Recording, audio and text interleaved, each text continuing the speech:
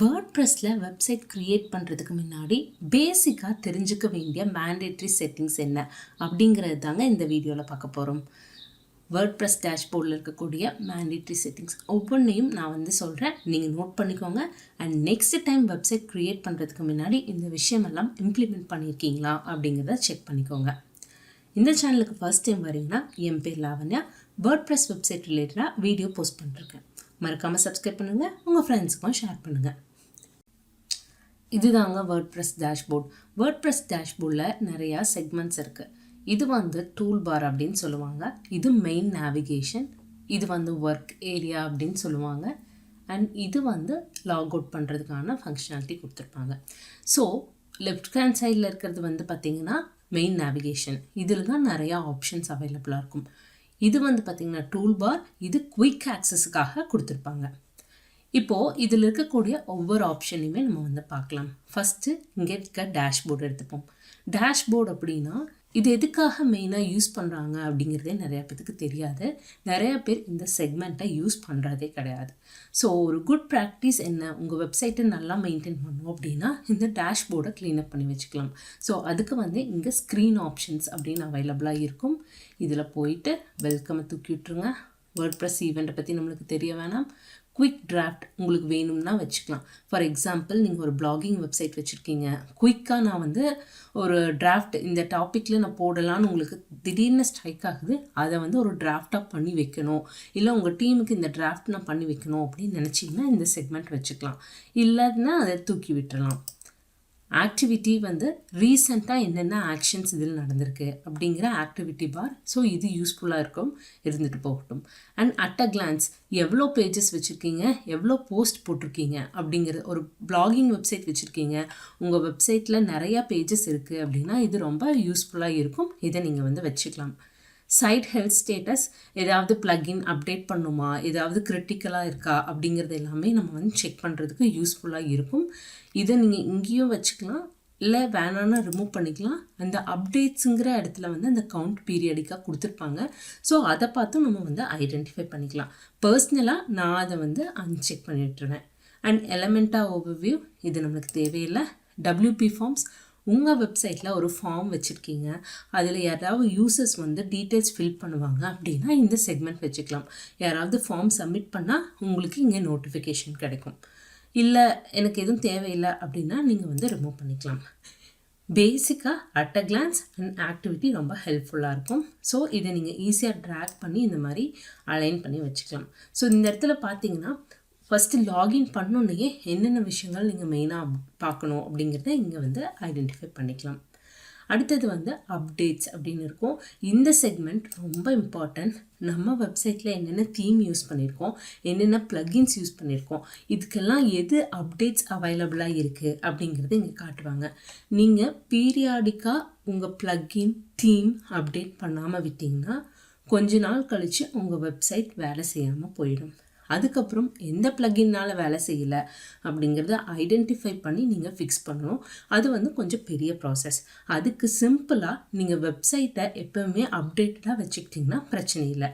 என்றைக்குமே அப்டேட் பண்ணுறதுக்கு முன்னாடி பேக்கப் எடுத்து வச்சுருங்க. எப்படி பேக்கப் எடுக்கணும் அப்படிங்கிறதுக்கு வீடியோ நம்ம சேனலில் இருக்குது, செக் பண்ணிக்கோங்க. இப்போ இந்த வெப்சைட்டில் 3 ப்ளகின் யூஸ் பண்ணியிருக்கேன். இந்த 3 ப்ளகின்மே அப்டேட் பண்ணணும். ஸோ இதெல்லாம் செலக்ட் பண்ணி அப்டேட் ப்ளகின்ஸ் அப்படிங்கிறத நம்ம கொடுத்துக்கலாம். இப்போ பார்த்திங்கன்னா எல்லா ப்ளகினுமே அப்டேட் ஆகிடுச்சு. இந்த கவுண்ட்டும் உங்களுக்கு போயிடும். அடுத்தது பார்த்திங்கன்னா இதெல்லாம் நேவிகேஷனுக்கு யூஸ் பண்ணக்கூடிய பேசிக் செட்டிங்ஸ். அஸ்த்ரா தீம் பற்றி போய் பார்க்கணும் அப்படின்னா அஸ்த்ரா கிளிக் பண்ணிக்கலாம். போஸ்ட், மீடியா, பேஜ், உங்களுக்கு தேவையான செக்மெண்ட்டுக்கு நேவிகேஷனுக்கு ஹெல்ப்ஃபுல்லாக இருக்கக்கூடிய கண்டென்ட் இங்கே இருக்கும். யூசர்ஸ் அப்படின்னு ஒன்று இருக்குது. அதை எதுக்குன்னா, இப்போ நீங்கள் ஒரு வெப்சைட் க்ரியேட் பண்ணுறீங்க, பிளாக் எழுதுறதுக்கு மட்டும் ஒருத்தங்களுக்கு பெர்மிஷன் கொடுக்கணும் அப்படின்னா நீங்கள் போய் டிஃப்ரெண்ட் பெர்மிஷன்ஸ் டிஃப்ரெண்ட் யூசர்ஸ்க்கு நீங்கள் கொடுத்துக்கலாம். ஸோ அதுக்காக இந்த யூசர் செக்மெண்ட் அவைலபிளாக இருக்குது. ஸோ இதில் ஒரு புது யூசர் க்ரியேட் பண்ணோம் அப்படின்னா ஆட் நியூ யூசருங்கிறது கொடுத்துக்கோங்க. User name, email ID, first name, last name, password இதை மட்டும் செட் பண்ணிக்கோங்க. வெப்சைட் இதெல்லாம் ஆப்ஷனல். அதுக்கப்புறம் இங்கே ரோல்னு இருக்குது, இது ரொம்ப இம்பார்ட்டன்ட். அந்த யூசருக்கு என்ன ரோல் நீங்கள் கொடுக்குறீங்க. இப்போது ஒரு இகாமர்ஸ் வெப்சைட் வச்சுருக்கீங்க அப்படின்னா மற்ற பேஜுக்கெலாம் ஆக்சஸ் இல்லை, ஆனால் ஷாப்பில் இருக்கக்கூடிய ப்ராடக்டை மட்டும் மேனேஜ் பண்ண ஒரு பர்சன் வேணும் அப்படின்னா ஷாப் மேனேஜருங்கிற மாதிரி கொடுத்துக்கலாம். இல்லை ஏதாவது கோர்ஸ் வச்சுருக்கீங்க, அவங்க வந்து உங்களோட வெப்சைட்லேருந்து கண்டென்ட் கன்சியூம் பண்ணுவாங்க அப்படின்னா கஸ்டமர். அதுக்கப்புறம் பிளாக் போஸ்ட்டு யார் வேணாலும் வந்து உங்கள் அக்கௌண்ட்டில் க்ரியேட் பண்ணிக்கலாம். பேசிக் ஆக்சஸ் கொடுக்கணும் அப்படின்னா சப்ஸ்கிரைபர். இந்த மாதிரி ஒவ்வொன்றுக்கும் ஒவ்வொரு அர்த்தம் இருக்குது. உங்களுக்கு எந்த ஆப்ஷன் கொடுக்கணுமோ அதை செலக்ட் பண்ணிக்கோங்க. இப்போ உங்கள் பிஸ்னஸுக்கு ஒருத்தங்க கண்டென்ட் எழுதுகிறாங்க, கண்டென்ட் எழுதுறதுக்கு மட்டும் ஆப்ஷன் கொடுத்தா போதும் அப்படின்னா நம்ம எடிட்டர் இல்லை ஆத்தர் இந்த மாதிரி நம்ம வந்து கொடுத்துக்க முடியுங்க. கொடுத்துட்டு ஆட் நியூ யூசர்னு கொடுத்தீங்கன்னா அவங்களுக்கு இமெயில் போயிடும். அண்ட் பாஸ்வேர்டு அவங்க ரீசெட் பண்ணணும்னு நினச்சாலும் ரீசெட் பண்ணிக்கலாம். இப்போ இந்த அக்கௌண்ட்டில் எத்தனை யூசர் இருக்காங்க அப்படிங்கிறதெல்லாம் நம்ம இங்கே வந்து செக் பண்ணிக்க முடியும்.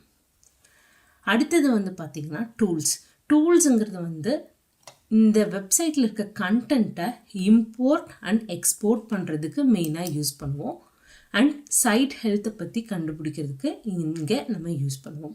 இப்போ இம்போர்ட் அண்ட் எக்ஸ்போர்ட் அப்படின்னா இப்போ ஆல்ரெடி இந்த வெப்சைட்டில் ஒரு 6 பிளாக் போஸ்ட் வச்சுருக்கேன். ஓகேங்களா, இங்கே வந்து பார்த்திங்கன்னா தெரியும் 6 பிளாக் போஸ்ட் வச்சுருக்கேன். இந்த 6 பிளாக் போஸ்ட்டை நான் வேறு ஒரு வெப்சைட்டுக்கு நான் ட்ரான்ஸ்ஃபர் பண்ணணும் அப்படின்னு நினச்சிங்கன்னா இங்கே டூல்ஸில் போயிட்டு எக்ஸ்போர்ட் அப்படிங்கிறத கொடுத்துருங்க. ஒரு XML ஃபைலாக டவுன்லோட் ஆகிடும்.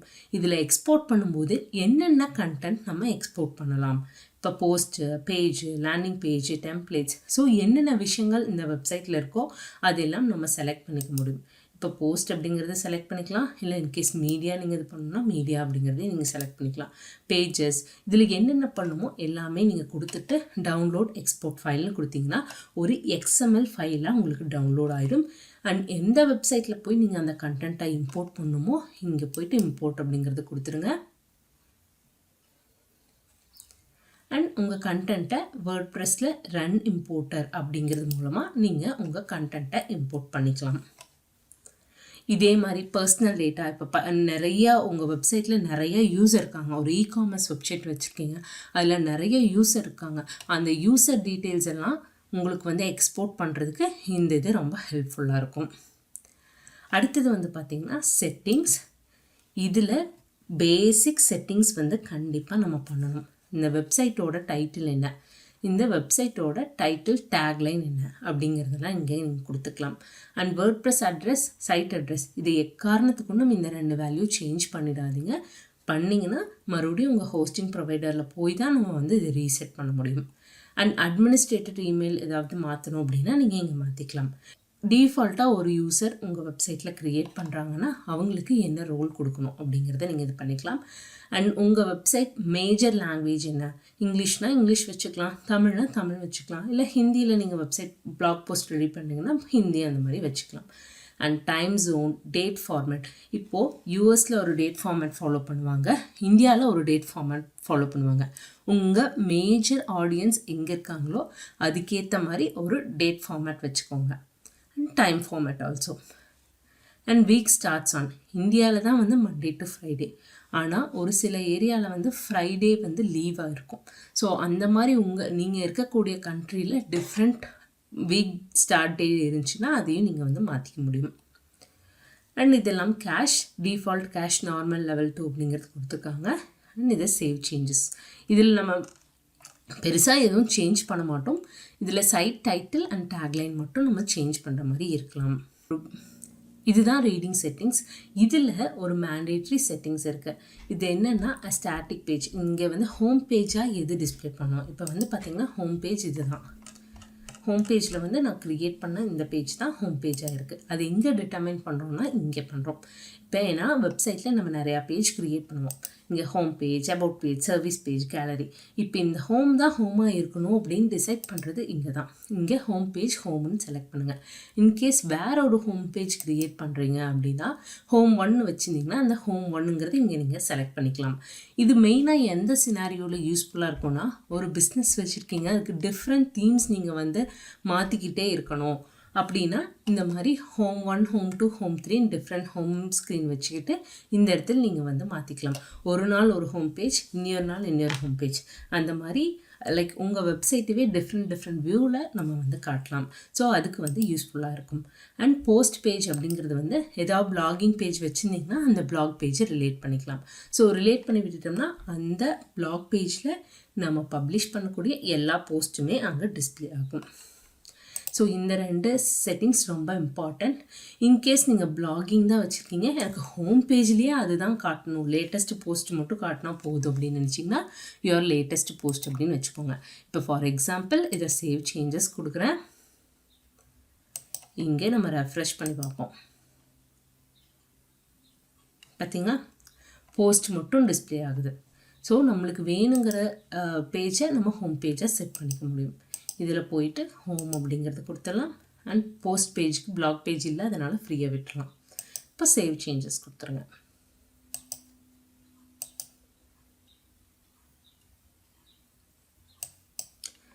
இப்போ பார்த்திங்கன்னா பேசிக்காக இருக்கக்கூடிய ஹோம் பேஜ் நம்மளுக்கு மறுபடியும் ஹோம் பேஜாக செட் ஆகிடுச்சு. அடுத்தது முக்கியமான செட்டிங்னு பார்த்திங்கன்னா பெர்மாலிங்க். இதை செலக்ட் பண்ணிக்கோங்க. இதில் வந்து உங்களுக்கு பெர்மாலிங்க் ஸ்ட்ரக்சர் அப்படிங்கிறதுல போஸ்ட் நேம் அப்படின்னு இருக்கா அப்படிங்கிறத மட்டும் பார்த்துக்கோங்க. இது எதுக்காகனா நம்ம யூஆர்எல்லை வந்து நீட்டாக காட்டுறதுக்காக. இப்போ நீங்கள் பிளாகிங் வெப்சைட் க்ரியேட் பண்ணுங்கள், ஹவு டு லூஸ் வெயிட் அப்படின்னு ஒரு டாபிக் போடுறீங்கன்னா உங்கள் வெப்சைட் / அந்த டாபிக் இருந்தால் நல்லா இருக்குங்களா, இல்லை இந்த மாதிரி P=123 இல்லை ஒரு டேட் இந்த மாதிரி இருந்தால் நல்லா இருக்குமா? இதுதான் நல்லாயிருக்கும். இது வந்து ஈஸி ரீடபிலிட்டி அண்ட் எஸ்இஓக்கும் இது ரொம்ப ஹெல்ப்ஃபுல்லாக இருக்கும். ஸோ கம்பல்சரி போஸ்ட் நேமாக இருக்கா அப்படிங்கிறத நீங்கள் செக் பண்ணிக்கோங்க. லாஸ்ட் ஆப்ஷன் பார்த்தீங்கன்னா கொலாப்ஸ் மெனுவை ரொம்ப சின்னதாக வெறும் ஐகான்ஸ் மூலமாக காட்டுறதுக்கு இது யூஸ்ஃபுல்லாக இருக்கும். இதெல்லாம் தாங்க வேர்ட்ப்ரெஸ்ஸோட பேசிக் செட்டிங்ஸ். ஒரு வெப்சைட் எப்படி க்ரியேட் பண்ணுறது அப்படிங்கிற ஃபுல் டுட்டோரியல் நம்ம சேனலில் இருக்குது. WordPress tutorial for beginners in Tamil, how to create a WordPress website இன் தமிழ். அது போக நிறையா வீடியோஸ் யூஸ்ஃபுல்லாக இருக்குது. இதெல்லாம் நீங்கள் செக் பண்ணி பாருங்கள். 2024 வெப்சைட் க்ரியேட்டர்ஸுக்கு ஒரு அற்புதமான இயர். 2024 உங்களோட ஃப்ரீலான்ஸ் பிஸ்னஸ் லான்ச் பண்ணணும் அப்படின்னு நினச்சிங்கன்னா this is the right time to learn. Website டீட்டெயில்டாக நம்ம கற்றுக்கணும், ஒரு ப்ரொஃபஷ்னலாக கற்றுக்கணும் அப்படின்னா டிஸ்கிரிப்ஷனில் இருக்கக்கூடிய லிங்க்கை யூஸ் பண்ணி எங்களோட ஃப்ரீ வெபினார் ஜாயின் பண்ணுங்கள். அண்ட் நீங்கள் கோர்ஸை வாங்கி நீங்கள் ஃப்ரீலான்சிங் பிஸ்னஸை 2024 லான்ச் பண்ணுங்கள். இந்த வீடியோ உங்களுக்கு பிடிச்சிருக்குன்னு நினைக்கிறேன். கண்டிப்பாக கமெண்ட் பண்ணுங்கள். இந்த மாதிரி வேறு என்ன டாப்பிக்கில் நாங்கள் வந்து போடணும் அப்படின்னு நினைக்கிறீங்கிறதையும் கமெண்ட் பண்ணுங்கள். லைக் பண்ணுங்கள், ஷேர் பண்ணுங்கள், சப்ஸ்கிரைப் பண்ணுங்கள். Stay tuned with tech life.